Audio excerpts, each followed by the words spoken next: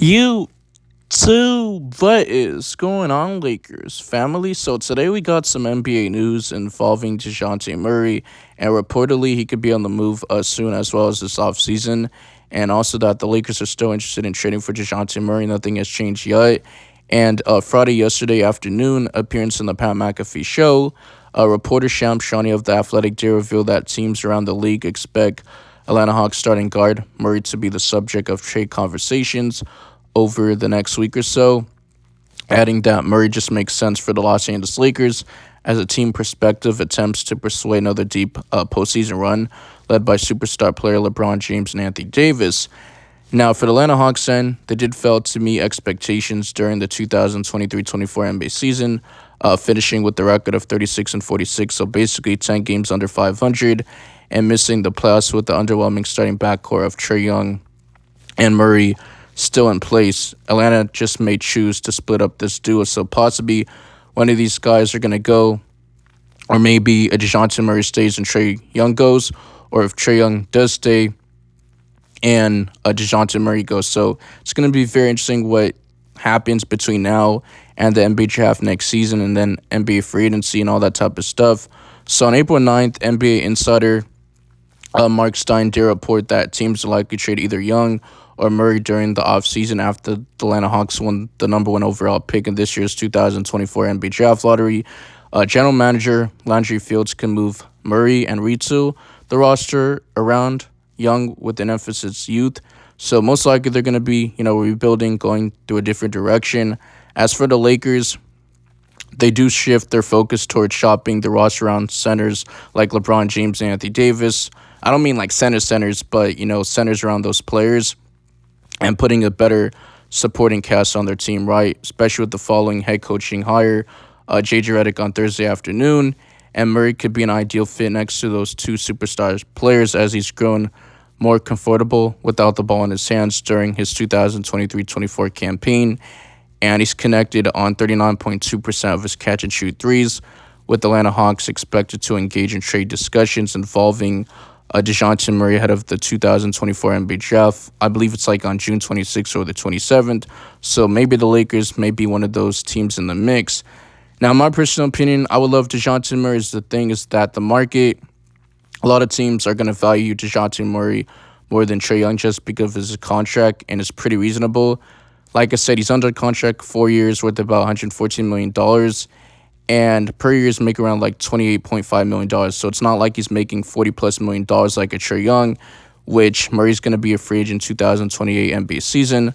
Whereas Trae Young, he's under contract 5 years, technically 3 years because it's 2024, and it's worth about $250 million. Per year is making around $43 million. So in 2027, he's going to be unrestricted free agent. And there's going to be teams like the New Orleans Pelicans that are interested in Dejounte Murray, as well as the San Antonio Spurs, which he used to play for that team. And I advise them to keep their pick and maybe get a young guard in this year's draft because they're looking for a playmaker to get Wemby involved and stuff like that because they don't really have a true playmaker on their team. But I will say the San Antonio Spurs, they've been interested in Darius Garland from the Cleveland Cavaliers, so we'll see what happens between now, the NBA draft, and free agency. And the whole not the Dejounte Murray, the whole Donovan Mitchell situation, if he's going to sign his contract extension, opt in, or if he does pick up his player option right, because the Cleveland Cavaliers just don't want to lose anything for Donovan Mitchell. Why do I keep saying Dejounte Murray? But you guys know what I meant to say, so they want to get some pieces in return. But I've been in the camp for Dejounte Murray. I think he'd be a better fit in the backcourt alongside Austin Reeves than D'Angelo Russell, assuming that D'Angelo Russell does pick up his player option, because there's been, reports that the Orlando Magic are interested in him. They're looking for a point guard, so maybe a team like the Lakers, the Hawks, and the Magic can work out a 3-team trade, or another team, right? So it'll be very interesting. And Murray, he could play both sides of the ball, whereas Austin Reeves can't. He's not really athletic. He gets cooked, tunnel vision, and he just makes boneheaded plays, turnovers, and stuff like that, right? Dejounte Murray, he can apply pressure at the rim. He can finish at the rim, has a nice mid-range game and stuff like that.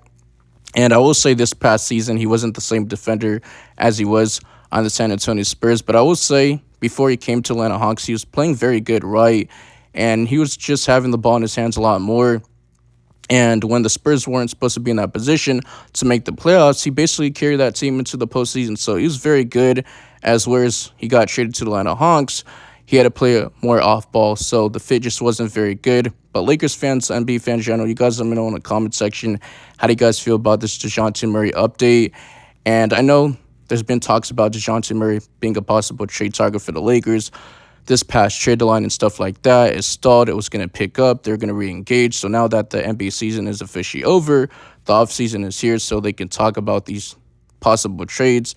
And I will say for Trae Young, the mark is just not a high because, like, name a lot of these teams that are looking for point guards. A lot of these teams already have their point guard sets.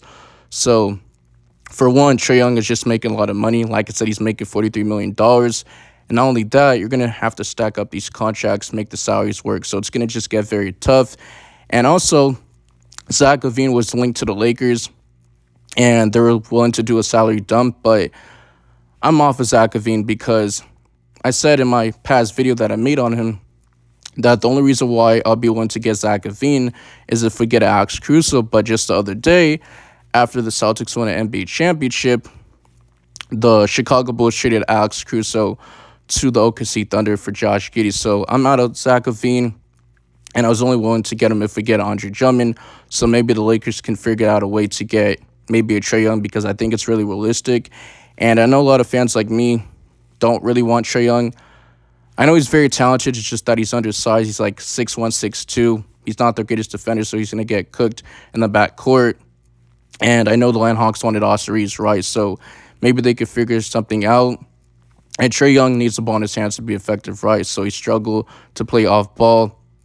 And there's been reports that J.J. Redick would like to push, LeBron James to play more off ball. And I just don't buy it because for like the past 6 or 7 seasons, there's been all talk, oh, LeBron James is going to play off ball, right? So it's LeBron. He's always going to have the ball in his hands. That's just the way it is, especially when you got your stars like him and Anthony Davis. And I'm only willing to get Trae is if he could play more on ball, especially where LeBron James doesn't have to do the ball handling duties and stuff like that. And he doesn't have to be the primary ball handler, whereas Trae Young can be. And he's a very good three-point shooter. It's just that he's very inefficient, and he's like one of the most highest usage rate players in the league. But those are just my thoughts on this whole situation. Make sure you guys like the video, subscribe, and turn on notification bell so you guys get notified for future Lakers content. And I'm out of here. Peace.